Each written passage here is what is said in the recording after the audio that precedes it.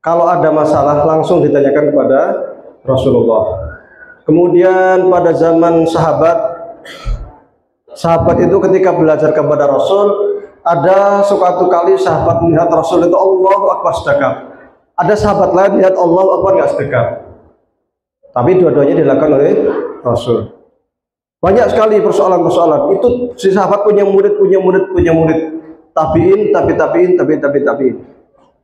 Pada masa tabiin ini mulai banyak bermunculan madhab itu apa? Ada kiainya, ada santrinya, ada hukum fikihnya, ada cara menghasilkan hukum fikih atau usul fikih atau metode ijtihad. Waktu itu ada kisaran 80 madhab. Berarti ada kisaran 80 perbedaan pendapat di antara para ulama. Imam Hanafi punya murid namanya Abu Yusuf dan juga punya murid namanya Asy-Syaibani. Hanafi, madhabnya Hanafi. Imam Malik punya murid namanya Imam Syafi'i. Imam Syafi'i ketika ke Baghdad belajar kepada Imam Asy-Syaibani dan Imam Abu Yusuf, di mana Imam Asy-Syaibani dan Abu Yusuf bermadhab Hanafi. Imam Syafi'i punya murid namanya Ibnu Hambal yang kemudian sering disebut dengan madhab Hambali. Punya murid namanya Abu Daud yang sering disebut dengan madhab Zahiri. Abu Hanifah punya teman dekat, bahkan gurunya nama Imam Zaid. Zaid ini sering disebut dengan madhab Zaidiyah atau Syiah Zaidiyah yang sekarang ada di Yaman. Imam Abu Hanifah berguru kepada Imam Ja'far Shadiq yang sekarang menjadi madhab Ja'fari di Iran. Juga belajar sama Imam Baqir yang merupakan para imam Syiah Ithna Syariah, Syiah 12. Berbeda para imam, berbeda ijtihadnya. Syafi'i berbeda dengan Maliki, berbeda dengan Abu Dawud, berbeda dengan Hambali dalam cabang-cabang. Tetapi terkait persoalan furu' ini saling toleransi, tidak ada masalah. Maka di dalam fikih seperti yang kita pelajari di Al-Azhar, selama dia itu seorang muslim, maka sah saya sholat depan saya ini Syiah, saya makmum Sunni. Di Syiah padahal nih, tapi Syiah itu muslim. Syiah itu muslim, saya Sunni, sah sholat saya. Depan saya ini Syafi'i, saya bukan Syafi'i, imamnya Maliki, Allahu Akbar, sah sholat saya. Saya orang Muhammadiyah, depan saya itu orangnya kalau kunut pakai kunut, kalau subuh pakai kunut. Saya tidak pakai kunut padahal, maka posisi saya sebagai makmum, saya harus kunut. Kenapa? Karena ju'ilal imamu liyu'tama bih. Imam itu dijadikan imam untuk diikuti. Karena ini persoalan furu' biasa berbeda. Jadi ketika imam itu pakai kunut, kita ikut pakai kunut. Kalau yang kita jadi imam, saya menjadi imam, maka saya akan lihat belakang saya. Belakang saya ini rata-rata wong kunutan. Maka kalau saya sholat subuh lebih baik saya pakai kunut. Kecuali jamaah saya itu dapat paham, oh dia itu orang Muhammadiyah, biasanya nggak kunutan, nggak apa-apa. Tapi kalau jamaah nggak tahu, supaya tidak menimbulkan fitnah, lebih baik saya pakai kunut. Karena perbedaan ini itu sungguhnya perbedaan yang biasa, yang bisa ditolerin, sangat biasa dalam fikih. Karena fikih itu dibangun di atas kaidah yang namanya dzanni. Dzanni itu hukum yang boleh berbeda pendapat. Ini pertama, soal tadi assalamualaikum, boleh. Assalamualaikum warahmatullahi, boleh. Assalamualaikum warahmatullahi wabarakatuh. Tapi intinya di salam. Ada orang yang mungkin assalamualaikum warahmatullahi kanan kentut, sholatnya sah nggak?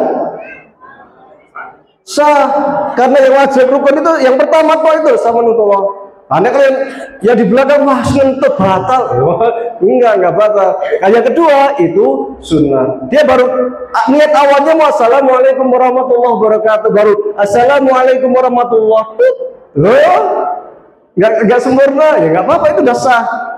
Tidak ada masalah. Jadi beda di dalam cabang-cabang ini sangat biasa di kalangan imam-imam kita, Hambali, Syafi'i, Maliki, Hanafi, Laitsi, Zahiri, Tobari, lain banyak sekali. Dulu ada 80-an imam mazhab dan mereka saling belajar, tidak ada masalah, saling hormat menghormati.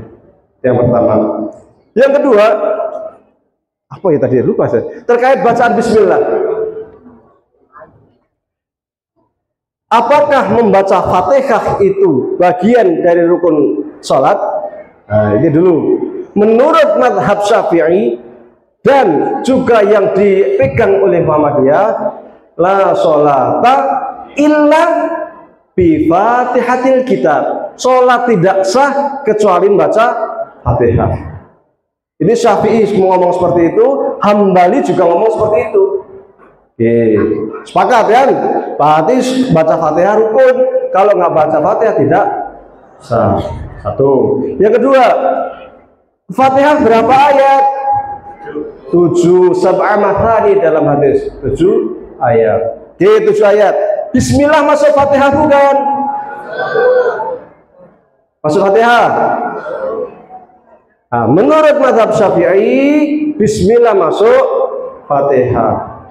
Dan itu yang dipegang juga oleh Muhammadiyah. Jadi kalau la sholata illa bi Fatihatil kitab, sholat itu harus baca Fatihah, berarti harus baca Bismillah. Bismillahirrahmanirrahim. 7 ayat kan? Alhamdulillahirabbil alamin, arrahmanirrahim, maliki yaumiddin, iyyaka na'budu wa iyyaka nasta'in, ihdinas siratal mustaqim. Shiratal ladzina an'amta 'alaihim ghairil maghdubi 'alaihim waladdallin. 7. Ya, bismillah masuk. Tapi menurut Hambali, bismillah nggak masuk. Loh, kalau bismillah nggak masuk, 7 ayatnya gimana? Katanya 7 ayat. Ya kan? Kalau yang masuk tadi itu boleh disirkan, boleh bismillahirrahmanirrahim. Alhamdulillahirabbil alamin. Boleh.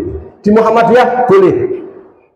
Ada yang langsung Bismillahirrahmanirrahim, Alhamdulillahirabbil alamin. Menurut fatwa tafsir juga boleh. Ini namanya ikhtilaf tanawwu, perbedaan yang bermacam-macam yang dua-duanya disahkan oleh majelis tarjih. Jadi mau sir mau enggak itu sah. Baca bismillah. Kalau Hambali enggak usah baca bismillah, enggak apa-apa, atau Allahu Akbar takbir, langsung baca doa kita langsung Alhamdulillahirabbil alamin, arrahmanirrahim, tanpa bismillah sah. Terus makmum, nah, kalau makmum ikut imam. Kalau imamnya Hambali enggak baca Fatihah enggak apa-apa, kita sah, kita sudah diwakili oleh imam. Mazhab Hanafi lain lagi. Datang-datang Allahu Akbar, Bismillahirrahmanirrahim, Yasin, Allahu Akbar, langsung ruku baca Yasin kok. Enggak ada Fatihahnya, enggak ada apa-apa, Yasin ruku. Menurut mazhab Hanafi sah tanpa baca Fatihah, karena di dalam Al-Qur'an dikatakan faqra'u ma tayassara min, bacalah yang mudah-mudah dari surat Al-Qur'an. Hafalnya cuma Yasin tok. Ya setiap sholat itu Yasin aja, nggak baca Fatihah. Hanafi sah. Kan Yasin 1 ayat. Ya kan? Nun meruku. Enak banget ya.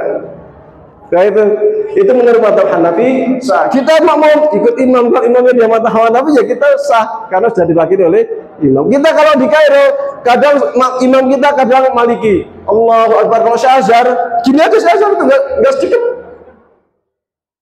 Maliki enggak pakai sedekap. Nah, nanti kalau habis ruku subuh diem ini aja. Kunutnya itu diem aja. Enggak gini, enggak doa sih, diem aja. Maliki kalau Hanafi nggak pakai kunut, langsung i'tidal, langsung sujud. Beda-beda kan? Oh banyak itu dalam sholat tuh bedanya banyak banget. Dalam wudhu aja bedanya banyak kok. Prinsipnya ketika menghadapi berbagai macam pendapat kita toleran. Insya Allah semuanya benar. Karena semua berdasarkan Quran Sunnah. Hanya cara memahaminya itu yang berbeda. Wallahu a'lam.